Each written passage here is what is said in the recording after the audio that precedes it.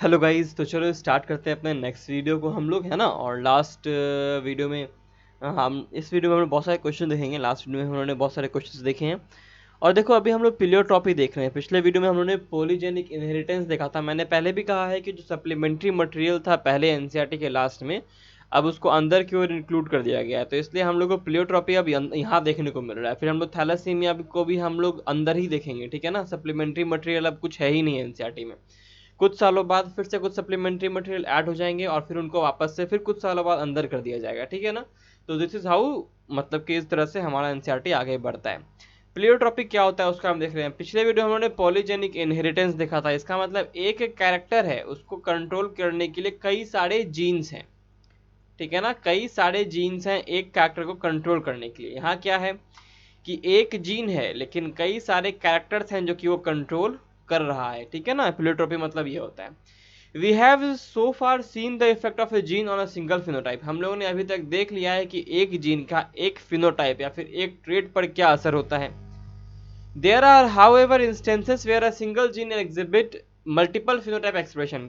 यह कहने का मतलब है कि बहुत सारे ऐसे केसेस हमें देखने को मिलते हैं जहाँ पे सिंगल जीन जो होता है वो एक से ज्यादा फिनोटाइपिक एक्सप्रेशन शो करता है।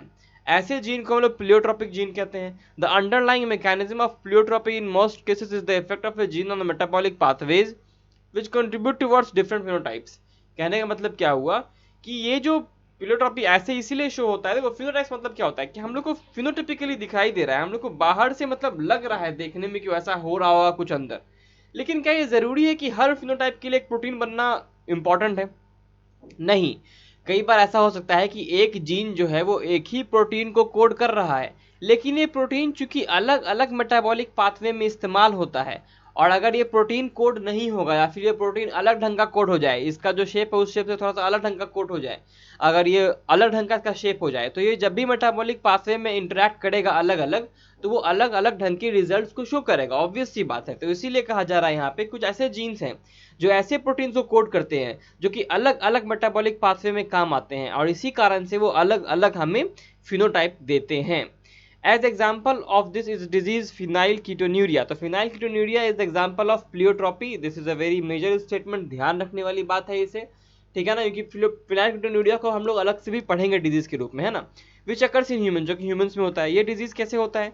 म्यूटेशन हो जाता है जीन में। किस जीन में? जो कि कोड करता है एंजाइम फिनाइल एलेनिन हाइड्रोक्सिलेज। ये सिंगल जीन म्यूटेशन है। ध्यान से देखो, ये सिंगल जीन म्यूटेशन है। यहाँ पे क्या हो रहा है कि हमारा एंजाइम फिनाइलएलेनिन जो हाइड्रोक्सिलेज जो कोड करने वाला जीन है उसमें म्यूटेशन हो गया। इसीलिए ये जो एंजाइम है हमारे पास फिनाइल एलेनिन हाइड्रोक्सिलेज, ये नहीं बनेगा या फिर खराब बनेगा, ठीक है ना। फिर ऐसा बनेगा कि जिसको काम का कोई मतलब नहीं, वो काम कर ही नहीं सकता, वो बेकार सा बना है ना। This manifests itself through phenotype expression characterized by mental retardation and reduction of hair, skin pigmentation। तो देखो, जब किसी एक इंसान को देखते हो तुम, तो उसका हो सकता है कि स्किन पिगमेंटेशन में थोड़ा सा गड़बड़ी हो। दूसरा इंसान हो सकता है इसमें हेयर का जो रिडक्शन हो गया हो, हेयर कम हो उसके सर पे या फिर बाल कम हो। तीसरा आदमी हो जिसका मेंटल रिटार्डेशन हो, उसके जो कि उसका आईक्यू लेवल उतना अच्छा ना हो। लेकिन ऐसा भी तो हो सकता है कि ये तीनों के तीनों जो चीजें हैं, mental retardation, reduction of hair, skin pigmentation, सब एक ही इंसान में दिखे, तो हम लोग को लगेगा ना यार मेंटल रिटार्डेशन अलग जीन से होना चाहिए, हेयर के लिए अलग जीन होना चाहिए, स्किन कलर के लिए अलग जीन होना चाहिए, तो ये तीनों के तीनों जीन अलग अलग होने चाहिए। लेकिन यहाँ पे क्या हो रहा है, बस और बस यही एक जीन है जो कि फिनाइल एलेनिन हाइड्रोक्सिलेज को कोड करता है, उसी जीन के नहीं मौजूद रहने के कारण ये तीनों चीजें अफेक्ट हो रही हैं, बिकॉज इसका काम इन तीनों जगह पड़ता है, ठीक है ना। इन तीनों के मेटाबॉलिज्म में पड़ता है। इसी कारण से इसके इफेक्ट होने के कारण हमें तीनों ढंग के फिनोटाइप में अफेक्ट देखने को मिल रहा है। लेकिन जीनोटिपिकली ये एक ही जीन में गड़बड़ी हुई है, सिंगल जीन म्यूटेशन है, साफ साफ लिखा हुआ है, ठीक है। इसी कहते हैं प्लियोट्रॉपी। आगे बढ़ते हैं, नेक्स्ट क्वेश्चन पे आते हैं, ठीक है। तो अब देखो, पाइसम सटाइवम का 14 क्रोमोसोम्स होता है हमारे पास, है ना। 14 क्रोमोसोम्स मतलब टोटल है 2n इज इक्वल टू 14 दिया हुआ है हमें। 2n इज इक्वल टू 14 दिया हुआ है। अब ये 2n इज इक्वल टू 14 जो है n इज इक्वल टू 7 हो गया। इसका मतलब दो दो का पेयरिंग है। लेकिन क्या बोल रहा है कि how many pairs of different chromosomal composition can be prepared. अलग अलग क्रोमोसोम में कंपोजिशन का हम लोग कितने पेयर बना सकते हैं। मान लो कि 14 क्रोमोसोम को हम लोग रैंडमली किसी के साथ भी पेयरिंग कर सके।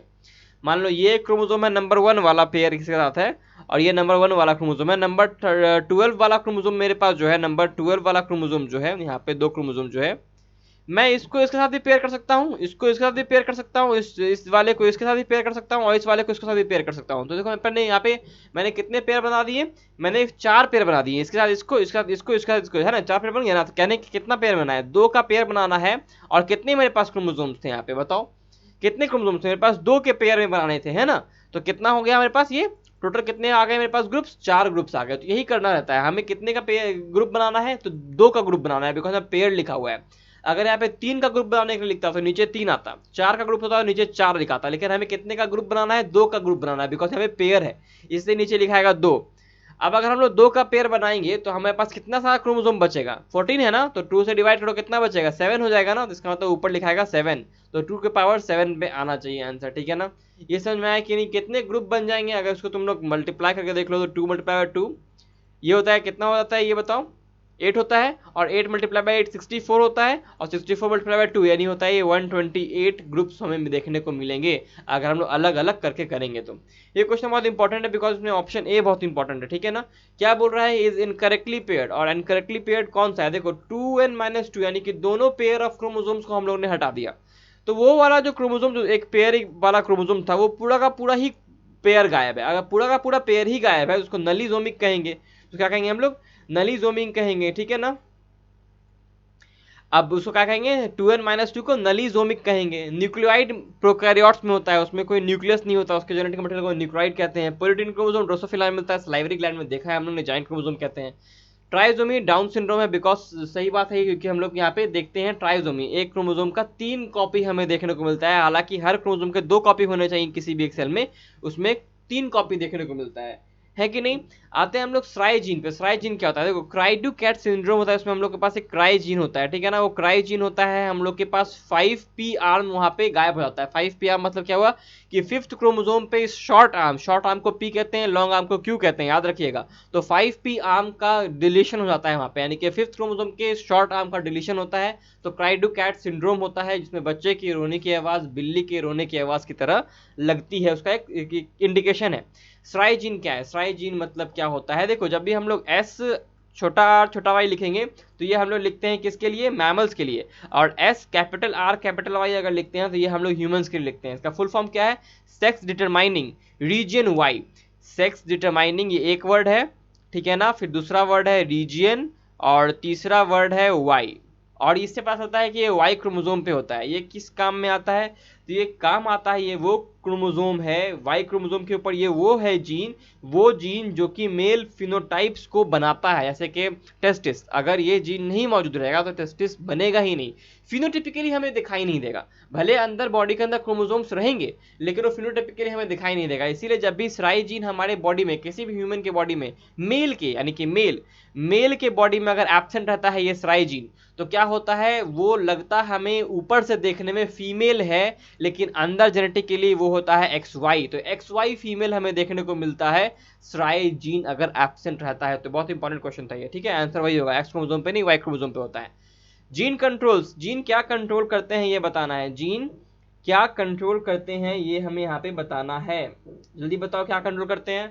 तो ये दोनों के दोनों काम करते हैं, हेरिडिटी और प्रोटीन को कंट्रोल करते हैं, बिकॉज जीन ही तो वो है जो कि हेरिडिटी भी बताते हैं एक जनरेशन से दूसरे जनरेशन, और जीन ही वो है जो mRNA फॉर्म करेंगे, फिर आगे वो बढ़ेगा ट्रांसलेट होने के लिए। Smallest structure having the power of replicating itself, वो स्मॉलेस्ट स्ट्रक्चर जो कि अपना पावर रखता है। देखो यहाँ पे सब के सब अपने आप से रेप्लिकेट होते हैं। माइटोकॉन्ड्रिया भी बाइनरी फ्यूजन के द्वारा होता है, एनसीईआरटी के साथ स्टेटमेंट है। क्लोरोप्लास्ट भी बाइनरी फ्यूजन के द्वारा होता है, याद रखिएगा। तो ये भी होता है, ये भी होता है। राइबोसोम भी अपने आप ही अपने आप को डिवाइड कर सकता है, इसके पास कैपेबिलिटी है। लेकिन सबसे स्मॉलेस्ट कौन सा है, जीन भी करता है, पता होना चाहिए रेप्लिकेशन जो होता है। तो सबसे स्मॉलेस्ट होता है जीन, ठीक है ना, बिकॉज राइबोसोम भी तो आरएनए प्लस प्रोटीन का मिक्सचर है, लेकिन जीन तो एक सेगमेंट होता है ना, याद रखिएगा। तो smallest part is gene. Second question बहुत इंपॉर्टेंट है, क्योंकि सेकंड क्वेश्चन का डायरेक्टली आंसर आपको जीन मिल जाएगा, लेकिन फर्स्ट क्वेश्चन से आंसर लाना थोड़ा मुश्किल था। The factor responsible for expression of characters transmitted from parents to offspring is gene. Okay, next question देख रहे हैं। The core of nucleosome is made up of, easy question. H1 is the linker histone. बाकी सारे के सारे H1 को छोड़कर जहां भी दिख रहे हैं वो सारे के सारे क्या है, हमारे पास कोड ऑफ हिस्टोन है, जो ऑक्टामर होता है। 8 होते हैं। H2 के 2 टाइप होते हैं, H2A और H2B, ठीक है ना। H2A और H2B हमें देखने को मिलता है। और बाकी H3 का एक ही होता है, H4 का एक ही होता है। हालांकि सब चीज पेयर में होते हैं, H2A भी 2 होगा, H2B भी 2 होगा, H3 भी 2 होगा, H4 भी 2 होगा, तो हो गए 8 ना। आंसर क्या होगा इसमें बताओ? डी हो जाएगा answer. Nucleosome consist of, nucleosome क्या कंसिस्ट करता है? Easy question again. Nucleosome consist of what? Nucleosome consist of histones protein, जो अभी हम लोगों ने यहाँ पे देखा, हिस्टोन प्रोटीन के अंदर न्यूक्लियोसोम होता है, ठीक है ना। हालांकि न्यूक्लियोसोम को हम लोग तब कहते हैं जब, न्यूक्लियोसोम को पूरा तब कहते हैं जब हिस्टोन के ऊपर डीएनए का रैपिंग हो जाता है, उसको पूरी तरह से आप न्यूक्लियोसोम कहेंगे, ठीक है ना। अगर खाली हिस्टोन बोलेगा तो हिस्टोन ऑक्टोमर हो जाएगा वो।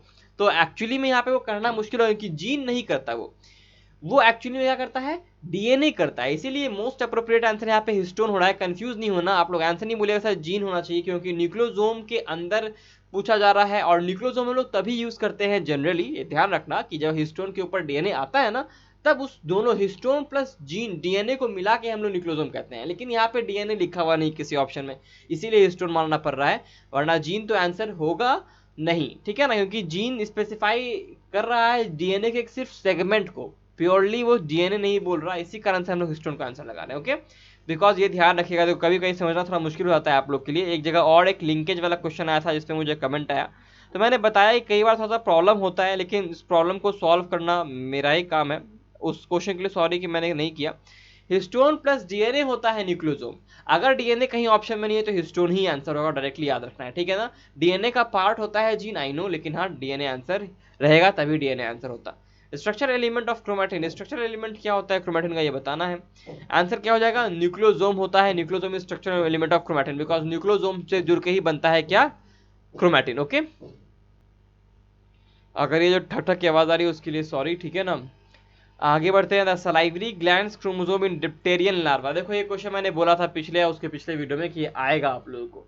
मैंने पहले ही बताया, ड्रोसोफिला एक डिप्टेरिया है, उसके सलाइवरी ग्लैंड से पोलिटीन क्रोमोसोम यानी जाइंट क्रोमोसोम देखने को मिलता है, जो कि इंडो रेप्लिकेशन से बनता है, ठीक है ना। आते हैं क्या होगा इसका आंसर, देखो जरा। The salivary gland and chromosome dipterian larva, यानी कि हमारे पास क्या है, ये ड्रोसोफिला का बात कर रहा है, are useful in gene mapping because they have endo replicated chromosome, they have polytene chromosomes, this is why they are important for the gene mapping. हम लोग वहां पे देख सकते हैं कि यार एक ही चीज दोबारा रिपीट हुआ है, इसका मतलब रिपीटेड चीज है ना। जब कोई चीज कॉपी होती है तो पता चलती है कि वहां पे वो चीज सेम टू सेम आ रही है, इसीलिए इंपॉर्टेंट है। न्यूक्लियोसोम्स आर, न्यूक्लियोसोम्स क्या हैं ये बताना है, बताइए क्या है nucleosomes.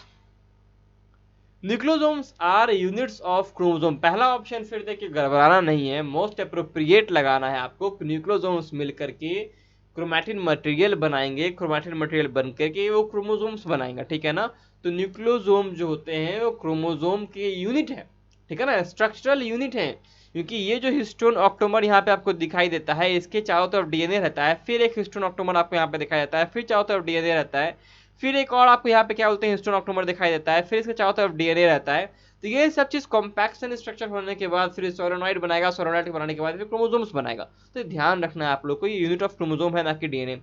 Carrier of heredity, heredity को कैरी करने वाले कौन है, फिर से प्रॉब्लम होगा आपको इस क्वेश्चन में। देखो बहुत कंफ्यूजिंग क्वेश्चन सारे के सारे, जितने भी एमपी पीएमटी क्वेश्चन जितने भी आपको दिखाई दे रहे हैं, पिछला वाला भी एमपी पीएमटी क्वेश्चन था, बहुत कॉम्प्लेक्स क्वेश्चंस हैं। यहाँ पे आपको इंपॉर्टेंट टर्म्स को ध्यान रखने वाली बात है, ठीक है ना। मोस्ट अप्रोप्रिएट लगाना पड़ेगा, वरना आपको सारे की सारी चीजें सही दिखाई देंगी उसमें। यहाँ पे भी आपको यूनिट ऑफ डीएनए आंसर सही लग रहा होगा, लेकिन यहाँ पे हिस्टोन फिर गायब हो गया ना, यहाँ पे हिस्टोन नहीं आएगा अगर आप लोग ऐसा कहिएगा तो, इसलिए हम लोग क्रोमोसोम्स कह रहे हैं। क्रोमोसोम के अंदर हिस्टोन, एनएचसी, डीएनए सब आ जाता है, ठीक है। तो कैरियर ऑफ हेरिडिटी क्या है? हेरिडिटी यानी कि जो यहाँ पे से जीन पेरेंट से प्रोजेनी में आता है, तो ये जीन भी है, क्रोमोसोम भी है, डीएनए भी है, सारे के सारे हैं, ऑल ऑफ द अबव हो गया आंसर, ठीक है ना।